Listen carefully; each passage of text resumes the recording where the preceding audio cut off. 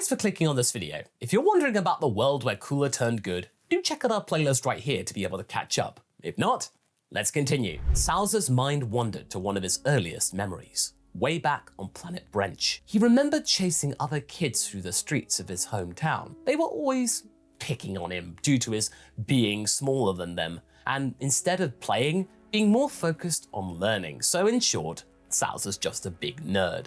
But still, in his free time that he wasn't focused on learning new languages, he tended to have some fun with his peers.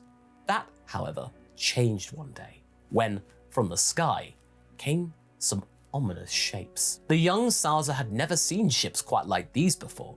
To other kids, they seemed grotesque, funny even, but there was something very confident in them, just imposing. The design itself was pretty minimalist, merely just saucers with maybe some extra lumps and bumps around them. These vessels felt like particularly large crustaceans, rather hungry ones. Salza could recognize a predator when he saw one, and since that day, his entire life changed. They were integrated into intergalactic society the moment those ships arrived on the planet, which worshipped only things that truly mattered, the unquestionable power of their leaders. During his mandatory training that ultimately put him into the Force, Salza was credited with having learned around 7,000 languages that had been used throughout the known universe. It's a weird feat and trait to have when universal translators were a thing, and no one knew how much of that was true. But Salza himself did not dispel the rumor of him knowing that many languages. He was aware of how powerful legends could be, and also how it could guarantee his survival. But the training gave him more than just an expansion of his mental prowess. It expanded his strength. While it's true that Brenchians are stronger and more agile than most species around, due to the unusually high gravity on their planet, he still needed to work hard for what he wanted to achieve. He had to graft really hard just to be able to do what everyone else could do. And then when he reached a certain point, he excelled. If Ginyu was the one true rival that he had, he knew that he was able to climb quite close to the top, the Armored Squadron, him being the right-hand man to Lord Cooler. There are a few more prestigious positions in the Empire, but being the captain of the Armored Squadron, that wasn't bad. And then, everything shattered in the matter of just a few years. Salza was a man of logic.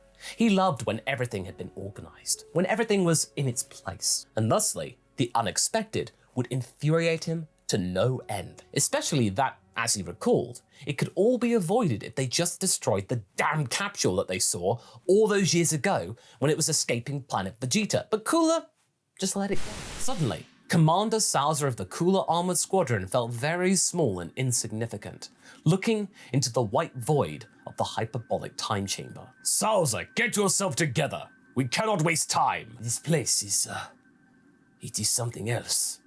Cooler crossed his arms over his chest. To think that such a backwater planet had access to it and never used it against us.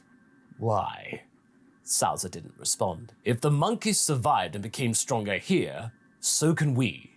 And they will regret giving us this opportunity after the abomination is dealt with. The Brenchian nodded. We should secure this place to train our elite here. Then we will be unstoppable, Monsieur Cooler. Allegedly, there are more places like this scattered around the universe. We should seek them out, not putting all our eggs in one basket. They can ultimately prove to be a valuable asset. Salza nodded again, trying not to get lost in the whiteness of the void. The training sessions were incredibly brutal, as the gap between the Brenchian and his master was very noticeable. So noticeable, in fact, that deep inside Salza's mind, he began to question his need to even be here. What was the point? His emperor was just that powerful. He didn't know if he was disappointed in him by the fact the gap was so big, or if he simply was just being turned into a glorified punching bag. All of this didn't feel right.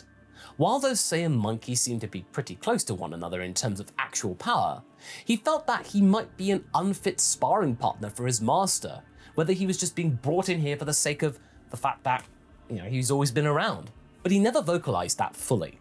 After all, if not him, who would have been a good partner? Everyone that could match him was either dead or part of Son Goku's merry crew. incompatible. And Salza would rather die before he'd allow those Earthlings to get an upper hand over the Emperor and potentially usurp his position. But nevertheless, it was frustrating, as it was really hard to measure his true gains because of how much stronger Cooler was. It all came back to strength. They had now been here for several weeks, and yet he was starting to lose sense of both time and space. He found himself looking out there into the whiteness, something for which he had been berated for by his master on many occasions, just staring off into space. Cooler rarely rested. If he did, it would have been a meditative-like state rather than the traditional sense of sleeping. They were the only moments of respite for Salsa. The last grand training session he had with him was harsh, true, but Nyes and Dore were with them. He could overpower them and thus measure up in his own right and actually make himself look good, just progress. But right now, he was on his own, and it was incredibly pointless from his point of view, as he could just not even dream of being close of matching any of those artificial creatures. He was exhausted by the constant training, which wasn't really helping him get stronger. It was just only bringing his inadequacies to light. The short breaks that he did take, along with the absolute sensual deprivation from being in this chamber, caused by the sea of nothingness around them, he was slowly going insane.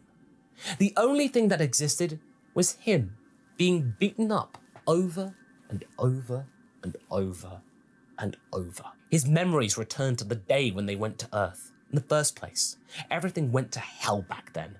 Yes, they had warning signals about King Cold and Lord Frieza's fate, but it was Cooler's decision to go there. Just like it had been Cooler's decision to spare the pod. He was the one to create that situation, all of it. To his understanding, this mad scientist created those beings as a response to the Saiyan. The very same Saiyan Cooler refused to shoot down. And now everyone was dealing with the consequences. He looked to his master in his meditative state. Salza was aware of his durability, but right now, his thoughts were seething due to exhaustion and a slight manic episode that was starting to occur, caused by the environment of the hyperbolic time chamber. He created an energy blade and silently began to move toward the neck of Lord Cooler. It'll be over, he thought. It'll be all over soon. Then he'd be free. One clear cut, and he would be done. Cooler would be dead. What do you think you're doing, Salza? Cooler didn't even open his eyes. Salza wasn't perturbed though. He did not extinguish the blade, but his eyes narrowed. You were supposed to be untouchable.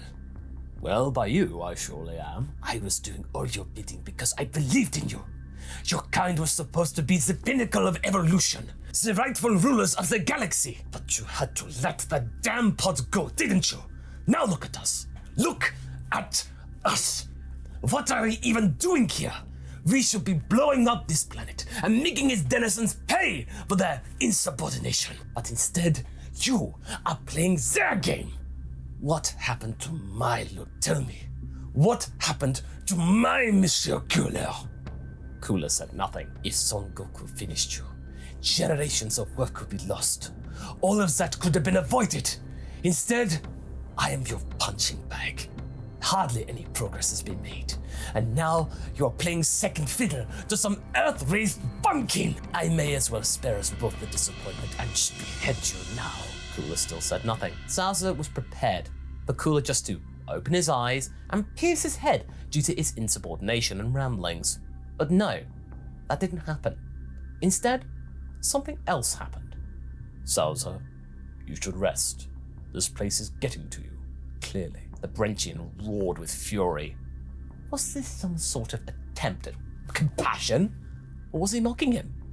He decided to slash him through the neck anyway, but Cooler just effortlessly caught his arm, and he didn't break it.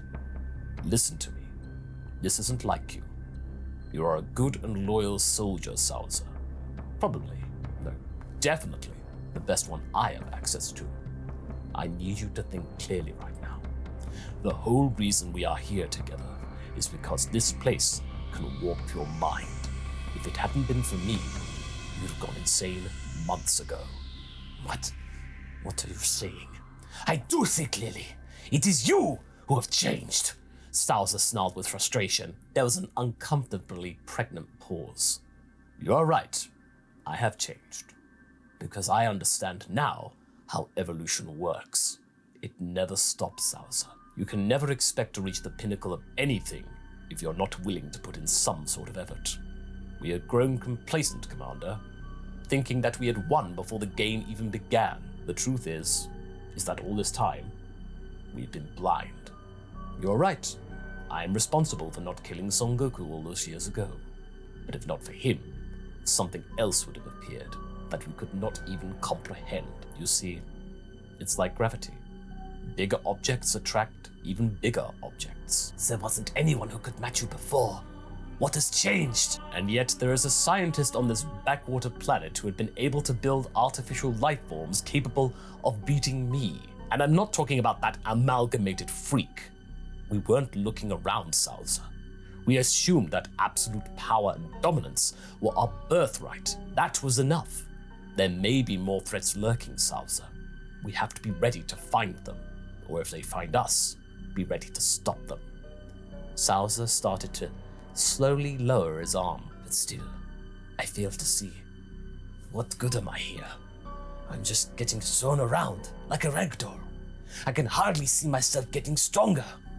Cooler then looked him in the eye, seriously, just like I felt before Son Goku defeated me. I could only match my father and brother. Your situation is not all that different to mine, but accept, Monsieur Cooler. I am the one being thrown around. The Emperor closed his eyes again. Take your rest, and we will figure something out. Salza? Yes. If you do that again, he opened one eye slyly, I will kill you. Salza shuddered. A few months ago, I would have already been dead, but his body and mind did need rest, that's for sure. Since the incident, there were no more mentions of Salza's breakdown, not even once. But something in the air had changed. Cooler had modified his approach and started to hold back a little. Initially, part of Salza's mind had been offended by this change, but this wasn't the only thing that changed. The dynamic was different as well. It became more like a mentor-student relationship than just a punching bag and, well, the trainee. Soon, the Brenshin could now feel that his personal limits were expanding. They were also analyzing the techniques used by Son Goku and learning to counteract them to the best of their ability, as they remembered that this cell creature could use them too. Very quickly, Salza realized that the only reference he needed to realize his own gains was himself. But Cooler wasn't just taking care of Salza. He was analyzing his previous loss and asking Salza to push his own death balls toward him so he could literally wrestle with them. It was here that Salza could witness how his new cybernetics realigned when he transformed into his fifth form. The Emperor, however, tried not to overwork them, putting most of the strain on his biological parts. If that wasn't ready, then no amount of enhancements would help him. More weeks passed, more months passed, and they learned to be even more in sync than they ever were outside. Salza's doubts and frustrations were shattered, no more, as this was a new way of improving oneself. Very liberating. Cooler was still wary of him though, but he wasn't showing any visible signs of anger or distrust. He was harsh and demanding as a teacher, but other than that, he wasn't showing any of his anger outside. Inside though, there were moments when he was seething. Some part of him was furious that Salza had even dared to try and raise his hand toward his master after everything he had done for him. But there was another, larger, conscious part that understood his anger and sort of shared it. He didn't like it, but he had to take it in. All of it. He was failing as the emperor of this universe. There was no escape from that. But here, in the time chamber, his empire felt almost insignificant. All his war campaigns and every battle they had won previously were small fry when compared to the vast emptiness of the Rimmer Spirit in time. And he had those intrusive thoughts too, that he initially rarely hated, but with time, he allowed himself to listen. Maybe it was the Empire itself that had to change. His kind was all about evolution and growing. When was the last time that really happened? What they achieved was impressive, sure, but even the most impressive of inventions gets outdated eventually. The question was though, what to do next? If they defeat Cell, what do they do? Should he attempt to destroy all of his enemies on Earth once they get everything done? Invade every world with a time chamber perhaps and train up a new elite squadron? Or maybe, should he just acknowledge that the universe is big enough to share with different people? powerful beings. Such beings would keep him and his empire in check, yes, but they will also motivate him to keep getting stronger. Without him even knowing it, he was starting to learn the ways of Son Goku. These were dangerous thoughts that his predecessors would have despised, but Cooler, right now, just stopped caring. They were all dead. What was important was the here and now. After what had been merely a day for everyone outside the chamber, Cooler and Salza stepped out. All eyes were turned to them, but the two of them said nothing. If Cell wanted to play a game, then he had gained 2 new viable players. And that's where we're going to be leaving things for right now.